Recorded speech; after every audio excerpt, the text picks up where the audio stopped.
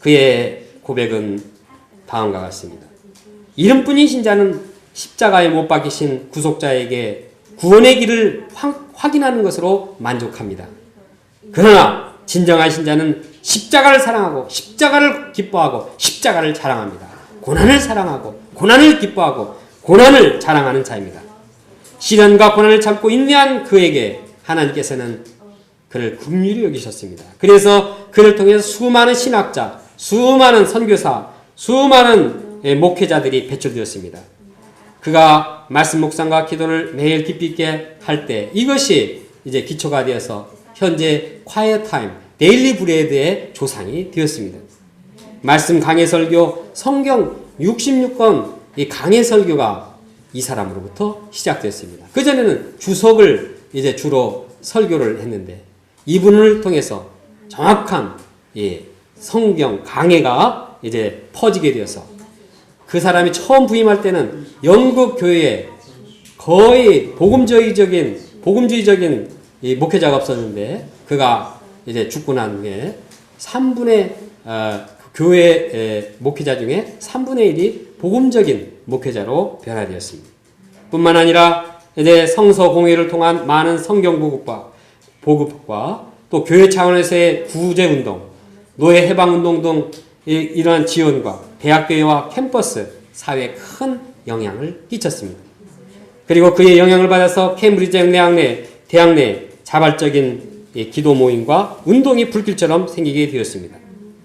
이와 같이 우리도 이 시대 캠퍼스 복음 운동을 감당하는 것은 여러 가지 어려움과 고난이 따릅니다. 누가 알아주지도 않습니다. 고난과 시련 속에서 우리는 어떤 자세를 가져야 합니까? 찰스 스미언과 같이 어려운 가운데서 묵묵하게 주님의 말씀을 연구하고 기도하고 이를 지키는 자가 되어야 할 것입니다. 그래서 물질주의와 쾌락주의의 시대에 사는 우리가 오히려 이제 순수 복음신앙을 지킴으로써 하나님께서 이를 긍휼히 여기시고 이를 축복하시고 우리 공동체를 새롭게 하시고 우리 교회를 새롭게 하시고 또한 우리의 캠퍼스를 새롭게 하시고 우리의 시대를 새롭게 하실 것을 바라봅니다. 그래서 우리의 이러한 이 고난을 사랑하고 인내하는 마음을 통해서 이제 더욱더 이 민족과 세계에 영적인 영향을 끼치는 이러한 모임으로 성장시켜 줄 것을 기도합니다. 이것이 하나님께서 우리를 인정하시고 우리에게 주실 축복입니다. 둘째로 고난 속에서 기도하고 서로 죄를 고백해야 합니다.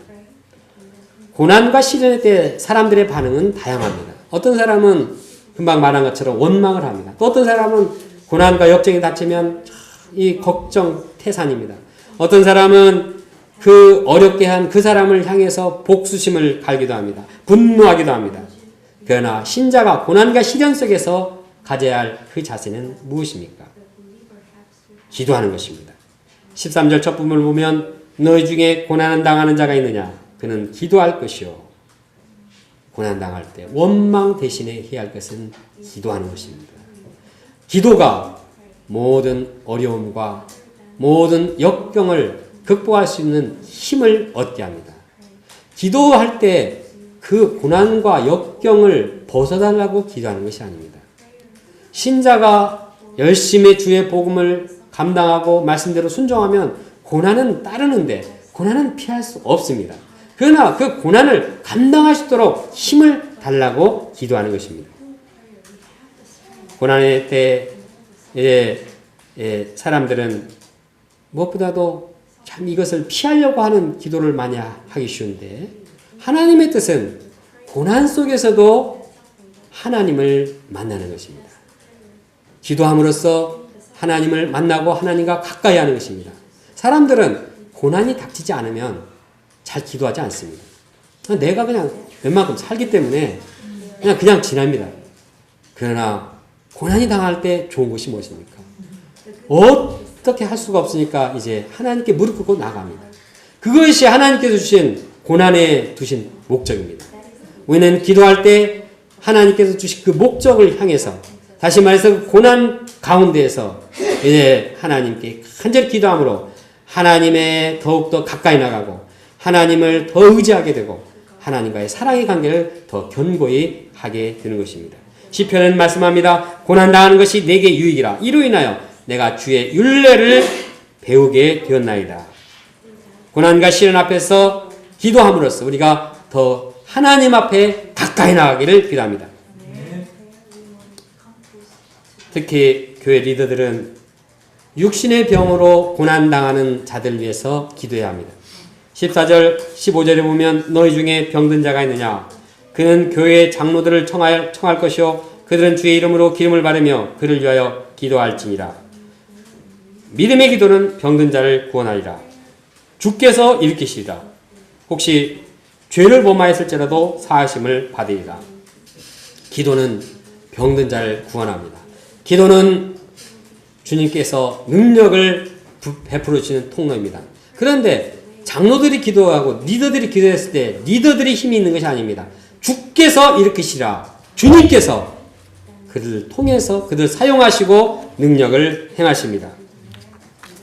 그런데 신자가 기도하는 동시에 해야 할 일이 있습니다. 그것은 서로 죄를 고백하는 일입니다. 16절 첫 부분에 보면 그러므로 너희 죄를 서로 고백하며 병이 낫기 위해 서로 기도하라고 했습니다. 물론 육신의 병이 다 죄와 연결된 것이 아닙니다. 죄는 죄고 병은 병이고 육신의 병은 병인 경우가 많습니다. 날 때부터 연약한 체질이 있고 날 때부터 병든 자도 있습니다. 꼭 모든 병을 죄와 연관시킬 필요는 없습니다.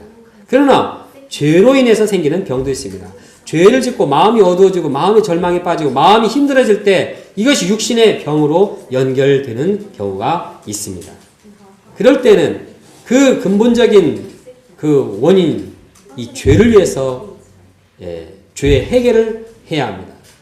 그러기 위해서 우리가 죄를 서로 고백하는 것이 필요합니다. 죄를 고백할 때 그 마음부터 치료가 되고 또한 육신의 병까지도 건강하게 됩니다. 죄를 고백할 때 교회 내 서로 성도 간의 교제가 새롭게 원활하게 이루어지고 사랑이 싹트게 되고 사랑의 공동체로 건강하게 됩니다. 그런데 우리는 기도할 때 과연 내가 기도해도 기도의 능력을 덧입게 될 것인가 의심하기 쉽습니다. 그러나 하나님은 우리 한 사람 한 사람의 기도를 다 응답해 주시는 분입니다. 하나님께서 우리의 기도를 응답해 주시는 그 예를 엘리야를 들고 있습니다. 엘리야는 우리와 똑같은 성정을 가진 사람입니다. 우리와 똑같은 체질입니다. 사람들은 엘리야 하면은 막 불병거를 타고 하늘에 올라간 특별한 사람이다. 엘리야는 하나님을 향해서 막 전심으로 특심하고 아주 마음을 열정적으로 주님께 드린 사람이다. 그런 사람이 기도했으니까 뭔가 좀 다르지 않을까. 그러나 성경은 그렇게 말하지 않습니다. 엘리야도 역시 우리와 똑같이 연약한 사람. 너무 배고파서 지쳐서 안 먹으면 죽고 기진맥진한 사람. 그래서 까마귀가 날라주는 음식을 먹지 않으면 지탱할 수 없는 과부의 이 집에 찾아가서 나머지 마지막 남은 그 기름병 그거 같이 쪼개 먹어야 할 정도로 안 먹으면 정말 참기 어려운 그 사람이 엘리야입니다. 엘리야는 또한 힘들었을 때는 막 신경질도 내고 또 이세벨 여사가 막 공격할 때는 막 두려워가지고 떨면서 호렙산에 가서 절망하고 소심하게 말하던 자입니다. 나가 죽여버리라고 이렇게 절망하는 사람입니다. 이처럼 연약한 사람이었지만 그가 기도했을 때 놀라운 역사를 체험하게 됐습니다. 그가 기도했을 때 3년 반 동안 하늘에서 비가 내리지 않았습니다. 그러다가 기도했을 때 엘리야가 기도하자 막 비가 3년 반 동안 안 내리는 비가 그냥 쫙 몰려와서 비가 내리게 되었습니다. 이것이 기도하는 자를 통한 능력입니다.